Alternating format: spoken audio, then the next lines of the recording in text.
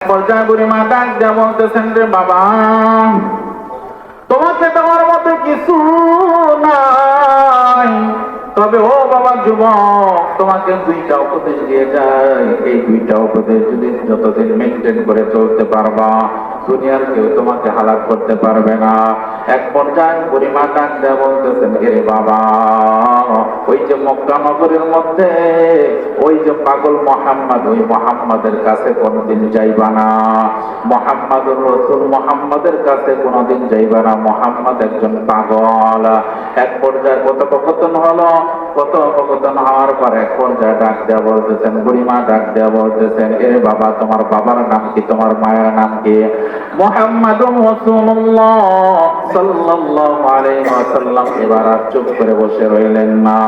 মুহাম্মাদুর রাসূলুল্লাহ সাল্লাল্লাহু আলাইহি ওয়াসাল্লাম এবার ডাক দেয়া বলতেছেন, আমার নাম মুহাম্মদ, আমার বাবার নাম আব্দুল্লাহ, আমার মায়ের নাম আমিনা। জোরে বলেন আল্লাহু আকবার। চিৎকার করে বলতে হবে আল্লাহু আকবার। এক পর্যায়ে বুড়িমা চমকে উঠলেন, আয় আল্লাহ, এত সুন্দর আখলাকওয়ালা যুবক কোনদিন সন্ত্রাস হতে পারে না। যে মোহাম্মদের নামে আমরা এরকম ভাবে মিথ্যা অপপ্রচার শুনতাম, মিথ্যা কথা শুনতাম, আজকে সেই যুবক আমার সামনে পড়ে গেল। এত সুন্দর যুবক কোনদিন এরকম ভাবে রাহাজানি করতে পারে না, ডাকাত হতে পারে না, সন্ত্রাস হতে পারে না। এমন আখলাকের মানুষ একজন পয়গম্বর হইতে পারে। জোরে বলুন সুবহানাল্লাহ। বুড়িমা এবার ডাক দেয়া বলতেছেন, ও বাবা, শোনো শোনো, ভালো করে শুনে না, আর এক মুহূর্ত দেরি করবা না। ও বাবা যুবক, হাতটা বাড়ায় দিলাম, মধুর কালেমা পড়ে আমাকে মুসলমান বানায় দাও। এবার মুহাম্মাদুর রাসূলুল্লাহ সাল্লাল্লাহু আলাইহি ওয়াসাল্লাম মধুর কালেমা পড়লেন, লা ইলাহা ইল্লাল্লাহ মুহাম্মাদুর রাসূলুল্লাহ। জোরে বলে সাল্লাল্লাহু। মুসলমান ইমানদার আল্লাহর গোলাম। এক পর্যায়ে বুড়িমা মুসলমান হইলেন। বুড়িমা মুসলমান হওয়ার পরে এক পর্যায়ে বুড়িমার আত্মীয় স্বজন সকলে এসে হাজির হয়ে গেল। এক পর্যায়ে ডাক দিয়ে বলতেছেন, কি হয়েছে এখানে? এক পর্যায়ে বুড়িমা সমস্ত ঘটনা খুলে বলল। খুলে বলার পর এক পর্যায়ে আত্মীয় স্বজনরা ডাক দিয়ে বলতেছেন, ও মা, আপনি মুরব্বী মানুষ হয়ে যখন মুসলমান হয়ে গেলেন, কালিমা বলা মুসলমান হয়ে গেলেন, ইমানদার হয়ে গেলেন, এক আল্লাহর উপরে ঈমান আনলেন, এক আল্লাহকে বিশ্বাস করে ফেললেন, মূর্তি পূজাকে লাথি মারলেন, আমরা আত্মীয় স্বজনরা কি দোষ করলাম? আমরাও মুহাম্মদের হাতে হাত দিয়ে কালিমা পড়ে নিলাম। সুবহানাল্লাহ। মুসলমান ইমানদার আল্লাহর গোলাম। মক্কা বিজয় করার পর আল্লাহর পয়গম্বর মুহাম্মদুর রাসূলুল্লাহ সাল্লাল্লাহু আলাইহি ওয়াসাল্লাম মক্কার কাফের মুশরিকদেরকে ডাক দিয়ে বললেন, এরে কাফের মুশরিকরা, তোমরা আজকে আমার কাছে কি চাও? তোমরা তো এমন নির্যাতন করেছো, আমার বেলালকে এমন নির্যাতন নাই তোমরা করো নাই, আমার খাত্তাবকে এমন নির্যাতন নাই তোমরা এরকম ভাবে করো নাই। অতএব তোমরা এরকম ভাবে আমি পয়গম্বর সহ আমি সাহাবা একরাম রাদিয়াল্লাহু তাআলা আনহুমদেরকে 1 বছর না 2 বছর নয়, 3.5 বছর তোমরা জেলখানার মধ্যে আবদ্ধ করে রেখেছিলে। ও মক্কার কাফেররা, তোমরা বলো বলো আজকে আমি মুহাম্মাদের কাছ থেকে কি রূপ আচরণের আশা করো? সবাই মাথাটা নিচের দিকে দিয়ে দিল। এক পর্যায়ে ডাক দেয়া বলতেছেন, ও মুহাম্মদ, ও মুহাম্মদ,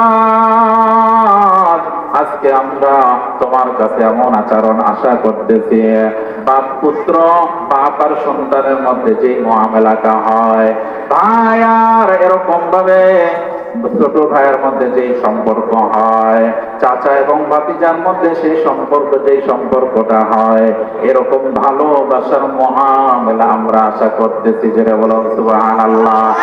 এক পর্যায়ে মুহাম্মদুর রাসূলুল্লাহ ডাকতে বললেন, আমি তো মায়ের নবী, দয়ার নবী, আল্লাহ পাক রব্বুল আলামিন রহমত ওয়ালা নবী হিসেবে প্রেরণ করেছেন। ও ও কাফেরের দলেরা, ও বেঈমানের দলেরা, ভালো করে শুনে নাও, আমি পয়গম্বর হয়ে তোমাদেরকে বললাম, আমি পয়গম্বর তোমাদেরকে সব অন্যায় অপরাধগুলো মাফ করে দিলাম।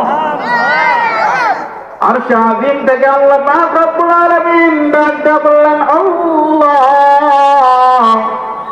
মুহাম্মাদুর রাসূলুল্লাহ সাল্লাল্লাহু আলাইহি ওয়াসাল্লাম কে ডাক দিয়ে বললেন, ইয়া রাসূলুল্লাহ, ইয়া হাবিবাল্লাহ, আপনি রহমতওয়ালা নবী, আপনি তাদেরকে মাফ করে দিতে পারেন, কিন্তু আমি আল্লাহ পাক রব্বুল আলামিন সবাইকে মাফ করে দিব না। এক শ্রেণীর মানুষ আছে যারা আপনার নামে অপরাধ করেছে, যারা আপনার নামে অপপ্রচার করেছে, অন্যায় করেছে, অপরাধ করেছে, আপনি নবীর সাথে যেটা বেয়াদবি করেছে, আমি আল্লাহ পাক রব্বুল আলামিন তাদেরকে কখনো মাফ করব না। জোরে বলেন আল্লাহু আকবার। আল্লাহ পাক রব্বুল আলামিন সেদিন ডাক দিয়ে বলেছিলেন, ও পয়গম্বর আলাইহিস সালাতু ওয়াস সালাম, আপনি ওই সমস্ত নাফরমানদেরকে ধরেন এবং যেখানে পাবেন সেখানে তাদেরকে হত্যা করবেন। জোরে বলেন আল্লাহু আকবার। নবী আলাইহিস সালাতু ওয়াস সালাম সেদিন সাধারণ ক্ষমার ঘোষণা করে দিয়েছিলেন, কিন্তু আসমান জমিনের মালিক আল্লাহ রাব্বুল আলামিন ডাক দিয়ে বললেন, ও পয়গম্বর, সবাইকে মাফ করলে করতে পারেন, কিন্তু যারা আপনি নবীর সাথে বেয়াদবি করেছে, এরকম ভাবে অপপ্রচার করেছে, আপনি নবী তাদেরকে মাফ করতে পারেন না। আপনি নবী তাদেরকে যেখানে পাবেন সেখানে তাদেরকে হত্যা করে দিবেন। এমনকি বাইতুল্লাহ শরীফ, কাবা শরীফের চত্বরে একটা মশা মাছি পর্যন্ত মারা হারাম। সেই মশা মাছি পর্যন্ত হারাম যেখানে, সেই জায়গার মধ্যে যদি এই সমস্ত নাফরমানদেরকে পান সেখানে তাদেরকে হত্যা করবেন। জোরে বলেন আল্লাহু আকবার। আল্লাহ রাব্বুল আলামিন মাফ করেন না এটা।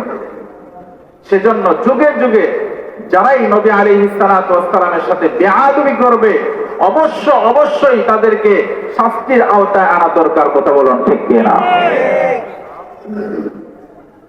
নবী আলাইহিস সালাতু ওয়াস সালাম সেদিন তাদেরকে ধরে ধরে, যারা আল্লাহ রাব্বুল আলামিনের টার্গেটযুক্ত বান্দা, নাফরমান, বেঈমান, তাদেরকে ধরে ধরে তাদেরকে হত্যা করেছিলেন। কিন্তু নবী আলাইহিস সালাতু ওয়াস সালামের কাছে এসে যারা একেবারে বিনয় হয়ে গেছে, যারা এরকম ভাবে তওবা করেছে, আল্লাহ রাব্বুল আলামিন নবী আলাইহিস সালাতু ওয়াস সালাম সহ তাদেরকে মাফ করে দিয়েছেন। জয় বলুন সুবহানাল্লাহ।